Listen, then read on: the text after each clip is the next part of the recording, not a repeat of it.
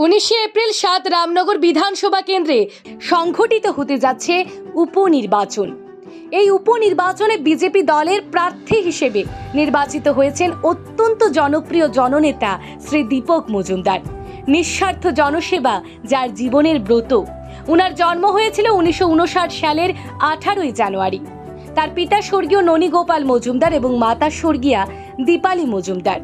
আগরতলা শহরের উমাকান্ত একাডেমি থেকে স্কুল শিক্ষা শেষ করার পর উচ্চ শিক্ষা লাভ করেন আগরতলার এমবিবি কলেজ এবং কলকাতা ইউনিভার্সিটি থেকে।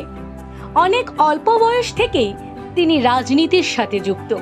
1995 সালে রামনগর বিধানসভা কেন্দ্রের 1 নম্বর ওয়ার্ড থেকে কাউন্সিলর হয়ে জনগণের সেবায় যুক্ত হন তিনি।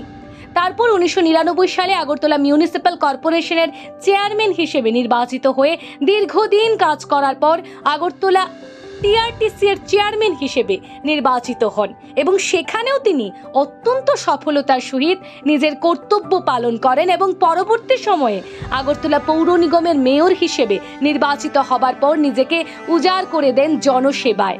শ্রী মজুমদার ওনার কর্মজীবনে অনেক সম্মান ও সুখ্যাতি অর্জন করেছেন। কোনোদিনও কোনো অপবাদ বা কেলেঙ্কারির আজ তাকে স্পর্শ করতে পারেনি। মেয়র হিসেবে যে ভাতাটুকু তিনি পান, সেই ভাতাটুকুও তিনি দুর্গাপূজার সময়কালে সমস্ত কর্পোরেটরদের মধ্যে বিলিয়ে দেন।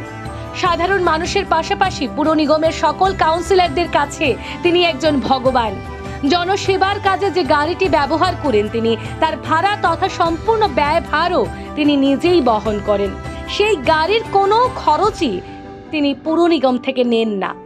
টিআরটিসি এর চেয়ারম্যান থাকাকালীন সময়ও ঠিক তেমনটাই করতেন তিনি।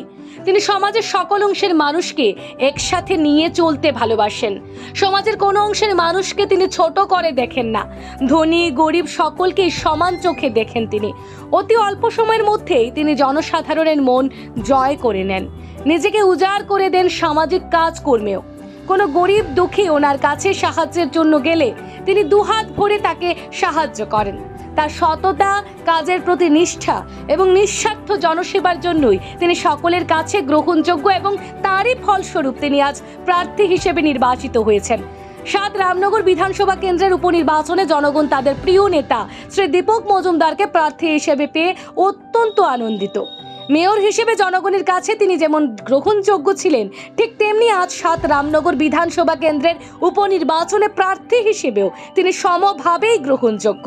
শ্রী দীপক মজুমদারের নাম ঘোষণা হতেই 7 রামনগর বিধানসভার সাধারণ মানুষ এবং বুথ থেকে শুরু করে রাজ্য স্তরের সকল নেতৃত্বদের মধ্যে যেমন খুশির আলোড়ন পরিলক্ষিত হয়, তেমনি সকল অংশের মানুষের মধ্যে ব্যাপক উৎসাহ উদ্দীপনা পরিলক্ষিত হয়।